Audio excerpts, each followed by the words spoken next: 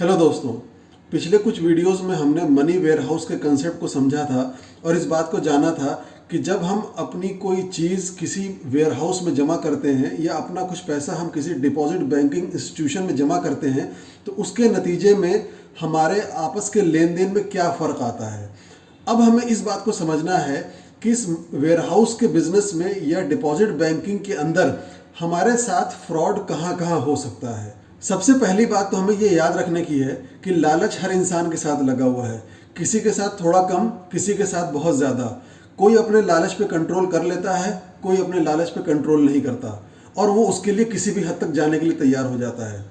तो जहाँ कहीं भी पैसा इन्वॉल्व होता है किसी भी काम में, वहाँ किसी न किसी फॉर्म का लालच, किसी न किसी तरीके की धोखाधड़ी आने के चांसेस बहुत रहते हैं।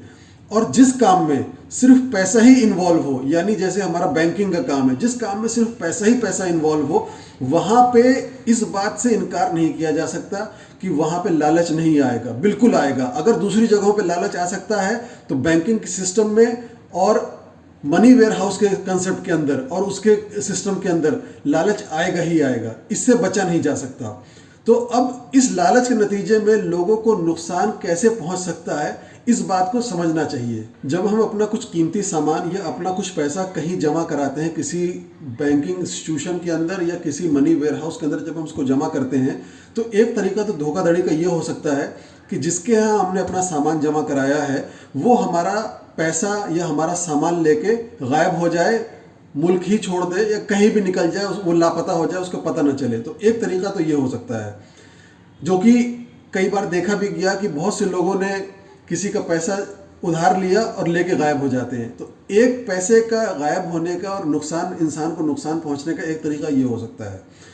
दूसरा तरीका बैंकिंग के अंदर, मनी वेयरहाउस सिस्टम के अंदर ये हो सकता है कि जो उस वेयरहाउस का मालिक है उसने पैसा या आपका सामान चोरी तो नहीं किया, मगर उस सामान को कुछ अरसे के लिए वेयरहाउस से हटा के उसने मार्केट में किसी काम में लगा दिया और इससे पहले कि आप अपना सामान उससे वापस लेने के लिए आए, उसने मार्केट से वो सामान दोबारा निकाल लिया और इस अरसे के दौरान उसने कुछ पैसा, कुछ मुनाफा उस आपके दिए हुए सामान से या आपके दिए हुए पैसे से उसने कुछ प्रॉफिट कमा लिया।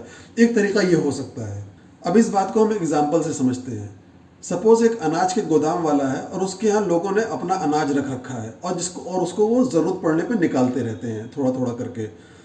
अब अनाज के गोदाम वाले ने ये एक अंदाज़ा लगाया कि अगले 4-6 महीने तक मेरे पास ये अनाज पड़ा रहने वाला है, इसको कोई लेगा नहीं। और इसी बीच में ये हुआ कि मार्केट में सपोज गेहूं का दाम जो है वो बढ़ गया। पहले वो 30 रुपये में बिक रही थी, अब वो 50 रुपये में बिकने लगी। तो उसने मौका देखते हुए अपने अनाज के गोदाम से गेहूं मार्केट में बेच दिया। 30 रुपये में गेहूं मार्केट में पहले बिक रहा था, अब उसने 50 रुपये में उसको बेच दिया। फिर सपोज 2 महीने के बाद, 3 महीने के बाद प्राइस दोबारा नीचे आ गया और फिर से गेहूं 30 रुपये, 25 रुपये में आके बिकने लगा। तो इस बीच में उसने क्या किया कि गेहूं बेचा। जब उसका दाम बढ़ा हुआ था उस वक्त गेहूं बेचा और जब गेहूं का दाम फिर से घट के नॉर्मल आ गया तो उसने फिर से मार्केट से जितना गेहूं उसने बेचा था उतना ही खरीद के वापस दोबारा गोदाम में रख लिया। अगर उसने 1 टन गेहूं निकाल दिया था तो उसने वापस 1 टन खरीद के गोदाम में रख लिया। अब इसमें क्या हुआ कि उसने जो अनाज उसका नहीं था और उसका कोई राइट नहीं था उस अनाज पे, उस अनाज को बेच के उसने प्रॉफिट कमाया और प्रॉफिट वो उसने अपनी जेब में रख लिया। और ये सब हुआ क्यों? क्योंकि इस ड्यूरेशन के बीच में कोई उससे वापस अनाज लेने नहीं आने वाला था, इस बात की उसे उम्मीद थी। तो इस तरह से उस अनाज के गोदाम वाले ने, जिन लोगों ने अपना अनाज उसके यहाँ जमा किया था, उन लोगों को पता चले बगैर उनका अनाज बेचा, उससे पैसा कमाया और वापस जब कीमत डाउन हुई तो दोबारा खरीद के रख लिया और किसी को इस बात की कानो कान खबर नहीं हुई। ये एक तरह का दूसरा फ्रॉड है, जो कि जब लोग किसी के यहाँ अपना सामान जमा करते हैं तो उसमें ये किया जाता है और किया जा सकता है। इस दूसरे टाइप के फ्रॉड को एम्बेजलमेंट कहा जाता है, गबन कहा जाता है या धोखाधड़ी कहा जाता है, जिसको किसी इंसान ने अपने किसी सामान को किसी के पास हिफाजत के तौर पर रखवाया हो, एक ट्रस्ट के तौर पर रखवाया हो, और उस इंसान की नॉलेज के बगैर और उसकी परमिशन के बगैर उस सामान को इस्तेमाल करके उससे प्रॉफिट कमाया जाता है, ये एक फ्रॉड है और इसको इंग्लिश में एम्बेजलमेंट भी कहा जाता है। इसी बात को समझने के लिए हम एक दूसरा एग्जाम्पल लेते हैं। सपोज एक पार्किंग स्टैंड वाला है जहाँ पे लोग अपनी गाड़ियाँ खड़ी करते हैं। एक दिन के लिए, 2 दिन के लिए लोगों ने अपनी गाड़ी खड़ी कर दी और वो पार्किंग स्टैंड वाला उसके बदले में चार्ज लेता है। अब इस पार्किंग स्टैंड वाले ने देखा कि कुछ गाड़ियां ऐसी हैं जो कि कुछ अरसे तक खड़ी रहती हैं, फिर उसके बाद कोई उनको लेने के लिए आता है, 1 दिन 2 दिन खड़ी रहती हैं। तो उसने क्या किया, उसने उन गाड़ियों को किराए पर चलाना शुरू कर दिया। ना गाड़ी के मालिक को खबर थी कि मेरी गाड़ी चलाई जा रही है और उसका इस्तेमाल हो रहा है, और ना उसने इस बात की परमिशन दी थी। तो गाड़ी का मालिक उस पार्किंग स्टैंड वाले को इस बात का पैसा, गाड़ी की हिफाजत का और गाड़ी को पार्किंग में रखने का पैसा ऑलरेडी दे रहा है, मगर पार्किंग वाले ने एडिशनली ये किया कि उसने उसकी गाड़ी को बीच में, जितनी ड्यूरेशन में वो गाड़ी का मालिक वापस आके गाड़ी नहीं लेता है, उतनी ड्यूरेशन में उसने उसकी गाड़ी को एज ए टैक्सी भी चलाना शुरू कर दिया और उससे भी पैसा कमा लिया। तो ये भी एक तरह का फ्रॉड है और ये भी एम्बेजलमेंट है। उस पार्किंग वाले को इस बात की इजाजत नहीं थी कि वो ये काम करे, मगर उसने ये काम किया।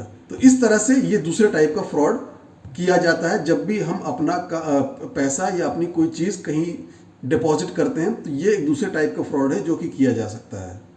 लेकिन इस दूसरे टाइप के फ्रॉड में एक प्रॉब्लम है। वो प्रॉब्लम ये है कि इसके अंदर रिस्क फैक्टर बहुत ज़्यादा है। जिस भी इंसान ने अपना सामान डिपॉजिट किया है वो कभी भी आके अपना सामान वापस मांग सकता है, और उसका सामान उसको अगर वापस नहीं मिला तो फिर उसके ऊपर वो केस करेगा या उसको पुलिस में ले जाएगा या किसी और तरह की कोई और उसके ऊपर एक्शन लेगा। अगर कोई माफिया है, डॉन है, तो उस डिपॉजिट करने वाले का, जिसने उसका सामान की हिफाजत की जिम्मेदारी ली थी, उसके ऊपर खतरा बढ़ जाता है। तो इसमें, इस टाइप के फ्रॉड में कुछ रिस्क ज़्यादा है।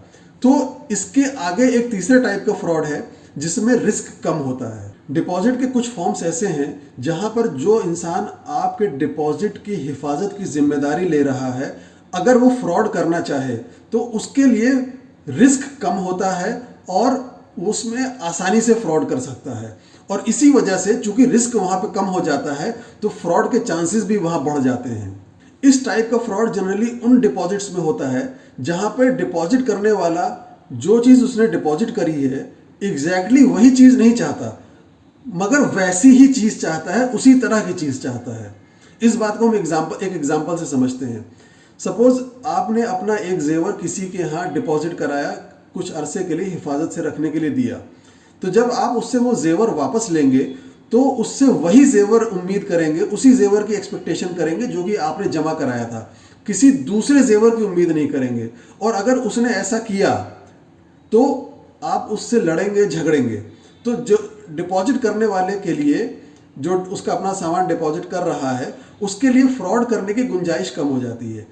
मगर अगर आपने उसकी जगह सपोज चावल जमा कराया, 1 क्विंटल 10 क्विंटल चावल आपने उसके यहाँ डिपॉजिट कराया, तो जब आप उससे अपना चावल वापस लेने जाएंगे तो आप उससे एग्जैक्टली वही चावल के दाने एक्सपेक्ट नहीं करेंगे जो कि आपने जमा कराए थे, बल्कि उसी तरह का चावल आपको मिल जाए। अगर आपने सपोज बासमती चावल जमा कराया था तो वो आप उससे बासमती चावल ही एक्सपेक्ट करेंगे।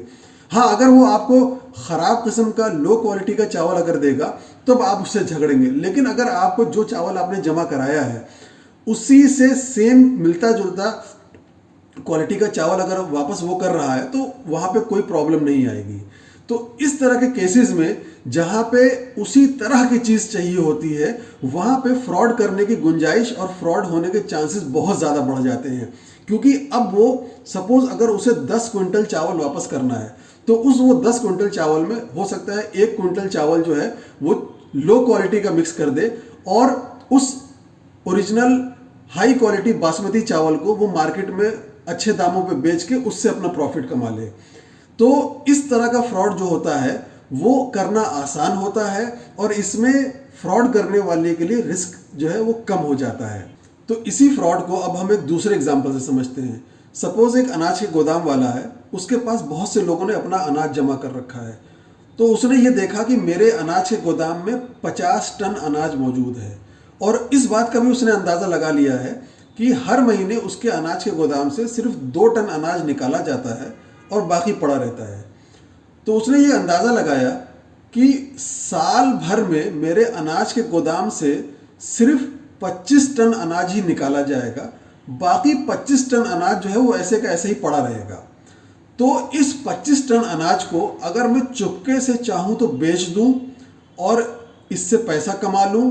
किसी चीज़ का जब दाम बढ़े, सपोज चावल का दाम बढ़ गया तो मैंने चावल बेच दिया और बेच के कुछ अरसे के बाद जब चावल का दाम दोबारा डाउन हुआ तो मैंने उस गिरे हुए दाम पे चावल दोबारा खरीदा और उसको गोदाम में खरीद के रख लिया।